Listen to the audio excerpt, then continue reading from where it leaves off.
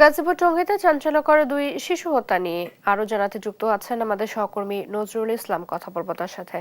নজরুল, চাঞ্চল্যকর দুই শিশু হত্যা নিয়ে সবশেষ কি তথ্য আছে, কি বলছে পুলিশ, জানাবেন।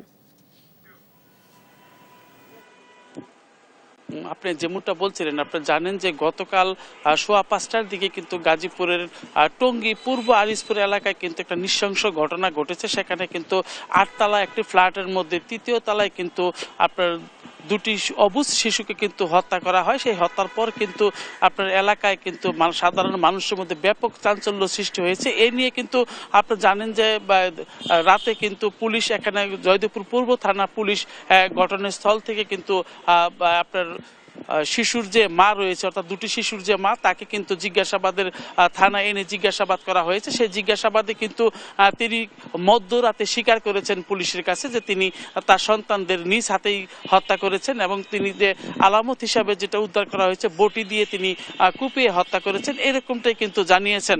তো পুলিশ কিন্তু কি কারণে হত্যা করা হলো, কি তার ক্ষোভ ছিল, সেটি কিন্তু এখন পর্যন্ত বলেনি।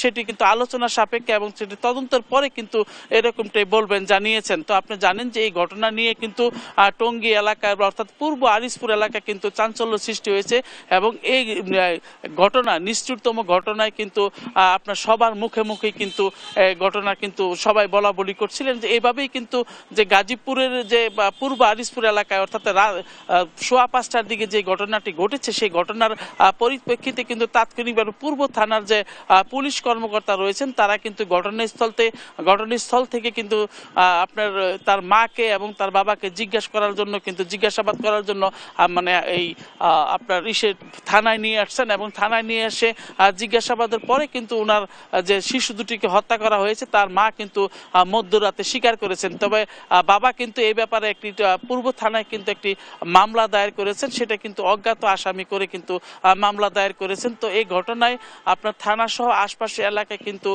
মানে নিষ্ঠুরতম যে ঘটনাটি ঘটেছে এটা নিয়ে কিন্তু ব্যাপক আলোচনা এবং চলছে সবাই কি কারণে। তবে শিশু দুটি মালেহা এবং আব্দুল্লাহর পিতা সেটা কিন্তু কালকে সাংবাদিকদের সাথে বলেছিলেন যে এখানে কিন্তু তার যে পরিবার, সে পরিবার কিন্তু অসুস্থ থাকায় এবং সে সবসময় কিন্তু আপনার মানে মাথায় তার অনেক যন্ত্রণা ছিল, সেই যন্ত্রণার ওষুধ খেয়ে কিন্তু সে ঘুমিয়েছিলেন, পাশেই কিন্তু তার রুমে ঘুমিয়েছিলেন। কিন্তু তারপরে কিভাবে সেই ঘটনা ঘটলো এটা কিন্তু তার বাবার বক্তব্য ছিল। তো পুলিশ আজকে কিন্তু ঘটনা উদ্ঘাটন করেছেন যে মাই হত্যা করেছে শিশুকে, সেই শিশুকে হত্যা করার পর স্বীকার করেছেন সে মা। তো এই ছিল আমার কাছে গাজীপুর টঙ্গী থানা থেকে সর্বশেষ।